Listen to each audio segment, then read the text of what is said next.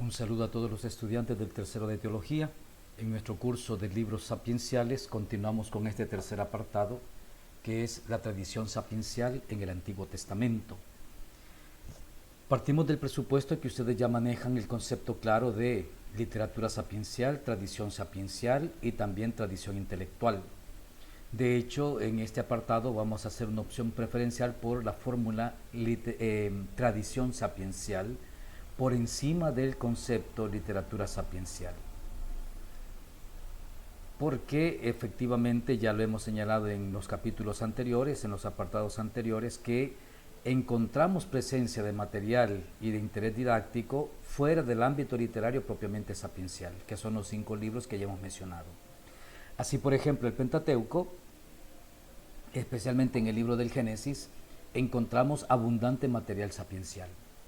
En los relatos de la creación, los 2 poemas de la creación, capítulo 1, capítulo 2, hay material sapiencial, aunque no se utiliza el lenguaje sapiencial. De hecho, un estudiante me preguntaba si cuando la escritura dice que la serpiente era la más astuta de todos los animales del campo, el concepto astuto no era lenguaje sapiencial. De hecho, no. Fuimos al texto original y no utiliza ni Hakam ni Jochma, sino que utiliza el adjetivo Arum, que también significa astuto, pero el adjetivo Arum no es parte del lenguaje sapiencial del Antiguo Testamento. Por lo tanto, fíjense, en los relatos de la creación, en los 2 poemas de la creación, hay abundante material sapiencial, pero no se utiliza el lenguaje sapiencial. Hasta que llegamos a la segunda parte del Pentateuco, la historia de José, el patriarca. A él sí, el autor sagrado le da el apelativo directo de Hakam. ¿Por qué? Porque José presenta muchas actitudes y elementos que van asociados con el mundo de los sabios. José se presenta como un tipo sagaz, perspicaz, movido siempre por la autoconservación, y esto lo vuelve un Hakam, un tipo astuto, perspicaz, efectivamente. Y también, además de José, en la historia de los patriarcas encontramos nosotros, hombres y mujeres del Pentateuco, en la historia de los patriarcas, que también tienen esta capacidad y a quienes se les aplica el lenguaje. Así, por ejemplo, en el caso de Jacob, recordemos la astucia con que le roba la primogenitura a su hermano Esaú, ¿verdad? Que se viste, se pone ropa de él que huele a Esaú, se pone piel de cabra en los brazos para que sus brazos parezcan peludos como de su hermano. Entonces, cuando llega con el caldo, ¿verdad?, con la sopa donde su papá Jacob, que ya está ciego, el viejito le dice, bueno, la voz es la de Jacob, pero el olor, los brazos son los de Esaú. Se toma la sopa y luego le da la bendición. Astucias, es un Hakam. También en el relato de las matriarcas, que son las esposas de los patriarcas, ellas actúan también con esta perspicacia, un disimulo y un solapamiento desplegado. Se ve claro en ciertos capítulos del Génesis donde se presentan estas mujeres. Un ejemplo, Sara, la esposa de Abraham, cuando ella le dice a su marido, acuéstate con mi esclava y el hijo que ella te dé será mío. Todo parece normal. Abraham se va a la cama con Agar, la embaraza. Cuando Agar está embarazada, comienza a burlarse de Sara, comienza a despreciarle. Cuando nace el niño, la cosa se complica más. Entonces Sara comienza a sufrir. Pero la de la idea fue ella, Sara. La de la iniciativa fue Sara. Entonces ella no puede acercarse a Abraham diciéndole de una manera tranquila, sino que ella lo que hace son triquiñuelas, acusaciones en contra de Abraham para que expulse a Agar. Recordemos también la intervención de Rebeca, la esposa de Jacob, que fue también la culpable de que, Rebeca, la esposa de Isaac, la esposa de Isaac, que fue la culpable de que Jacob le robara la primogenitura a su hermano Esaú. Ella hace que que Isaac mande a Jacob a Mesopotamia a buscar esposa. Y luego el caso de Raquel con Jacob, que es similar al de Sara con Abraham. Raquel, que no podía tener hijos, le dice a su marido Jacob que se acueste con Bilhá, su esclava, para que le dé descendencia. Entonces vean ustedes toda esta situación, ¿verdad? Son prácticamente triquiñuelas, actitudes, comportamientos, conductas que reflejan una gran sagacidad, una gran astucia. En todos estos casos, ¿verdad? Las matriarcas, para poder convencer a sus maridos, utilizan una retórica especial. Primero, no enfrentan directamente al marido, porque si lo enfrentan directamente, el marido impone su autoridad y pierden. Pero tampoco las matriarcas utilizan un lenguaje de sumisión, porque si utilizaran un lenguaje de sumisión, entonces no tienen solidez psicológica y no lograrían lo que pretenden. Las matriarcas, en cada uno de los casos que he mencionado, parten de una retórica capaz de provocar y fomentar en el marido el sentimiento de culpa. Un ejemplo claro en Génesis 16:5, ¿no? El caso de Sara, que ya decíamos antes. Sara le dice a Abraham: la violencia que padezco es por tu culpa, que el Señor juzgue entre tú y yo. ¿Y qué sucede en la conciencia de Abraham? Un sentimiento de culpa. Un sentimiento de culpa que lo lleva luego a satisfacer la demanda de su esposa, que la esclava sea expulsada. ¿Se trata de una sagacidad femenina? No.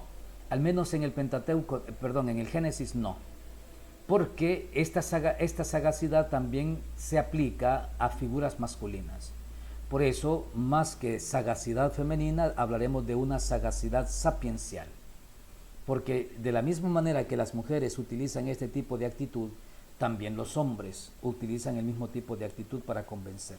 Por lo tanto, más que sagacidad femenina, hablamos de una sagacidad sapiencial.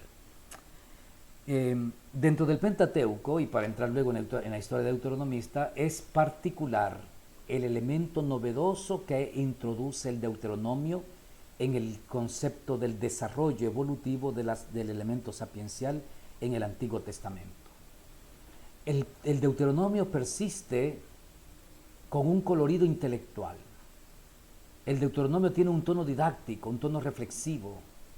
El Deuteronomio siempre está preocupado por la escritura, la educación, aprender la enseñanza, aprender y enseñar la ley de Yahvé, las hazañas de Yahvé, la historia salutis. El Deuteronomio sugiere que fue escrito por personas cercanas a círculos de escribas. Podríamos decir que el Deuteronomio pertenece a la tradición intelectual. Hay una clase dominante, una clase social religiosa dominante que genera ideología, y esa ideología queda plasmada en el Deuteronomio. Es el Deuteronomio quien determina el caminar de la historia deuteronomista. Los siguientes libros: el libro de Josué, Jueces, Primera, Segunda Samuel, Primera y Segunda Reyes, que tienen como punto de partida el Deuteronomio. Por eso se llama historia deuteronomista. ¿Por qué tiene como punto de partida el Deuteronomio? Porque es el Deuteronomio el que prácticamente condiciona la posesión de la tierra. Si cumples estos mandatos que hoy te acabo de dar, vivirás largo tiempo en la tierra que te voy a dar. Pero si no cumples estos mandatos y preceptos, ciertamente la tierra la perderás. Entonces la tierra prometida, la tierra de Canaán, de Palestina, como la querramos llamar, está condicionada, su posesionamiento por parte del pueblo de Israel está condicionada por el cumplimiento de la ley. Esa es dimensión intelectual, de la tradición intelectual, el Deuteronomio. Hay una ideología de fondo. Por eso, fíjense, con el Deuteronomio vamos a dar un paso que le cambia completamente el sentido al concepto de sabio en el lenguaje tradicional o normal, común, ¿verdad? Porque en la historia deuteronomista descubrimos que el modelo de sabio israelita es Salomón, ¿verdad? En el libro de los Reyes. Es el hombre más sabio que jamás haya existido, dirá Primera de Reyes 5, 9 y 14. Y según la tradición de Primera de Reyes 3:12, es Yahvé mismo, ¿verdad? En este texto de Primera de Reyes 3:12 se narra cuando el rey Salomón va al santuario de Silo y pasa ahí la noche, ahí duerme, y cuando duerme ahí tiene un sueño. Dios se le aparece y le dice: pídame lo que quieras que yo te lo daré. Pídeme larga vida, pídeme la vida de tus enemigos, pídeme riquezas, pídeme fama. Y Salomón pide sabiduría. Entonces, según esta tradición, Yahvé concede al rey de Jerusalén, a Salomón, un corazón sabio y prudente para gobernar al pueblo. Por lo tanto, esta sabiduría es fruto de un don especial. Ahora, esta es una tradición, ¿verdad? la historia deuteronomista no ofrece una visión muy positiva de la sabiduría tradicional. ¿Por qué? Prácticamente introduciendo el nuevo elemento, que todavía no lo he mencionado, cuál es, pero introduciendo este nuevo elemento, prácticamente la historia deuteronomista genera un conflicto entre la visión tradicional de sabio y la visión deuteronomista. Un conflicto entre el punto de vista deuteronomista, que estaba convencido de que ser sabio no es suficiente para ser un buen rey. Y segundo, las fuentes literarias de la historia deuteronomista. Estas fuentes manifiestan una concepción de la sabiduría como sagacidad, astucia, perspicacia, que dejan al margen las actitudes éticas, ¿verdad? En las fuentes digamos, de la visión tradicional de la sabiduría. Hakam es una persona sagaz, astuta, perspicaz, pero no necesariamente ética. En cambio, estas son las fuentes de la sabiduría tradicional o común. En cambio, las fuentes de las literarias de la historia deuteronomista son otras. ¿Dónde está la fuente literaria de la historia deuteronomista? En la historia deuteronomista, la sabiduría no será solamente la habilidad para reconocer los modelos del comportamiento humano y manejarlos a su propio provecho, ¿verdad? De hecho, la historia deuteronomista presenta textos en donde ofrece una visión negativa del sabio. Ustedes pueden leer 2 Samuel 13, 1, 19, 2 Samuel 14, 1, 20, 2 Samuel 20, 14, 22. Y ahí ustedes van a comprobar al leer estos textos que en la historia deuteronomista se está dando el apelativo de sabio o sabia a personas que no demuestran una rectitud ética, que no presentan una actitud ética, no se caracterizan por ser personas rectas. Entonces se les aplica el adjetivo hakam, actúan con jokma, pero no tienen una actitud ética. En cambio, en los círculos deuteronomistas, y aquí está el conflicto del que les hablaba, la sabiduría como sagacidad, que es la visión de la tradicional, le va dando espacio a la sabiduría como cumplimiento de la Torá. ¿Ven el paso? Por eso Deuteronomio 4, 5, 6 dice que una conducta sabia está en relación con las leyes y preceptos de Yahvé. Y por lo tanto, si Israel practica estas leyes, será internacionalmente reconocido como pueblo sabio. Por lo tanto, el punto de vista deuteronomista difiere de la idea tradicional, atestiguada en las fuentes literarias de la historia deuteronomista. Ahora, la concepción de la sabiduría como perspicacia para descubrir el orden social y el corazón humano, en este caso, será sustituida por la voluntad de comprensión de la voluntad y las decisiones de Yahvé. Por lo tanto, vean ustedes, en la historia deuteronomista encontramos dos fuentes literarias. La primera, la tradición salomónica, en donde la sabiduría es un don directo, carismático, y la inteligencia de Salomón es prueba de ello. Pero en el pensamiento deuteronomista, la fuente de la sabiduría es la Torá, y la obediencia del pueblo a la Torá es la prueba de ello. Entonces, para la historia deuteronomista, ya no es un don directo, ¿verdad?, que Dios concede a un hombre, sino que el verdadero don es la Torá, y la da al pueblo para que el pueblo la conozca y la viva, y entonces se convierta en un pueblo sabio. Pasamos a la literatura profética.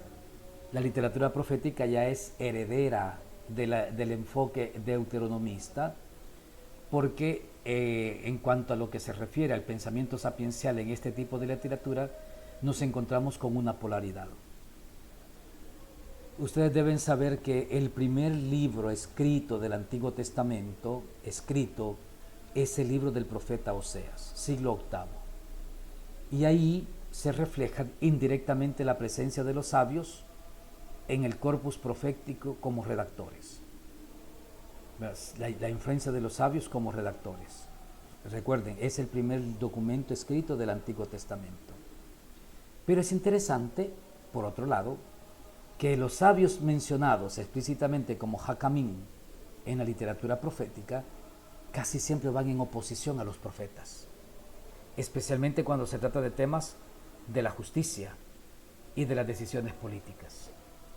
Entonces, por un lado, están presentes los jacamín al momento de redactar, pero por otro lado hay una oposición, hay un conflicto entre la predicación del profeta y las actitudes de los sabios, que son aquellos que están en torno a la corte y en torno al templo, ¿verdad? Entonces el profeta viene a denunciar el modo de vivir y de practicar, que no son fieles a la ley. En consecuencia, plantearnos la naturaleza de estos sabios implica responder a dos preguntas. Primero, ¿cuál era el papel social del sabio que aparece en la literatura profética? Y segundo, ¿podemos distinguir entre sabios buenos y sabios malos? Esta es la polaridad que encontramos nosotros en la literatura profética en cuanto a la sabiduría. Aquí nos ayuda nuestro gran amigo Whitebright, ¿verdad? Ya lo conocen ustedes. Whitebright, en un capítulo del libro Tradición Profética en Israel, que es de Coggins y otros, Whitebright escribe un capítulo que se llama Profecía y Reino. De la página 181 a la 199, Whitebright, de este libro, ¿verdad?, que se llama Tradición Profética de Israel, ahí Whitebright va suponiendo el punto de partida porque va estudiando minuciosamente el valor contextual de los términos relacionados con la sabiduría, como Hakam y otros. Como ya vimos anteriormente y lo recalcamos ahora, no estamos de acuerdo con Whitebright en el hecho de que él sostiene que Hakam nunca fue usado técnicamente con referencia a una clase social determinada. Y nosotros encontramos que sí. Textos como Isaías 3:1-4, Isaías 5:18-24, Isaías 29:13-14, Isaías 31:1-3, Jeremías 18:18, Jeremías 49:7, Jeremías 50:35-36, Jeremías 51:57. Si lo comparamos con Proverbios 7, todos estos textos, y de hecho tienen que hacerlo ustedes, ¿verdad? Ahorita pueden poner pausa y comenzar a comparar. Hagan ustedes dos columnas. Una, coloquen los elementos de Proverbios 7 y en la otra van colocando los elementos de cada uno de estos textos que está en relación con Proverbios 7. Aquí está la respuesta, ahora aquí se las tengo, pero me interesa que ustedes lo hagan, porque en cada uno de estos textos se pone de manifiesto una sede cortesana de la sabiduría. ¿Qué significa cortesana? De la corte en torno al rey. Por lo tanto, es una clase social dominante, una clase social que está generando ideología, pensamiento. Sí hay una clase social determinada y a ellos se les adjudica el título de Hakam. Puede florecer la justicia o puede florecer la corrupción, según lo que ustedes vayan leyendo, y se pone de manifiesto que los Hakamim, opositores de los profetas, los Hakamim, los que pertenecen a la corte, que ellos se atribuyen el título de sabios, ellos son opositores de los profetas en el hecho de que son hombres de Estado, son consejeros, son miembros de las clases elevadas, ricas y corruptas, incluso escribas. Y todos ellos ponen su sabiduría humana por encima de los planes de Yahvé revelados a los profetas y que tienen como base la Torá. Los profetas son defensores de la Torá. Aquí llegamos ya a la última parte, ¿verdad?, del Antiguo Testamento, que es la historia cronista. Es una obra muy posterior, estamos entre el siglo V y el siglo IV. Después, mucho después de la deportación en Babilonia, cuando ya casi están por ser dominados por los helénicos. La historia cronista, que es Primera y Segunda Crónicas, Esdras y Nehemías, llama la atención que nunca utiliza el sustantivo Hakam con el significado de sabio. Pero eso no significa que no tengan interés en la sabiduría. Sí utilizan Hakam, pero lo utilizan bajo un dato muy sorprendente. Para ellos, ¿quiénes son Hakam? Si alguien desea captar el grado de interés del cronista en esta materia, no tiene más remedio que abrirse a la naturaleza del oficio del escriba. Porque en la historia cronista, Hakam es el escritor, Hakam es el notario, Hakam es el oficial cortesano y Hakam es el intérprete e instructor de la Torá. Las personas que ocupaban posiciones eminentes en el gobierno de Judá, llámense Sofrín, Yoisin o Sarín, Todos ellos eran ciertamente Hakamim, según la historia cronista. Por lo tanto, vean ustedes todo el desarrollo que hemos traído a lo largo de los bloques de los libros del Antiguo Testamento, comenzando con el Pentateuco y particularmente el Génesis, la historia de los patriarcas y las matriarcas. Luego hemos pasado a la historia deuteronomista, luego hemos pasado a la literatura profética y por último, ¿verdad? Un enfoque un poco más, yo diría, un enfoque un poco más reconciliador, así lo llamaría yo, el enfoque de la historia cronista. Este material lo he desarrollado tanto en el seminario de Santa Ana como en San José de la Montaña, pero he querido volver a grabarlo para que ustedes lo tengan a su disposición y lo puedan repetir, repasar al momento de estudiar.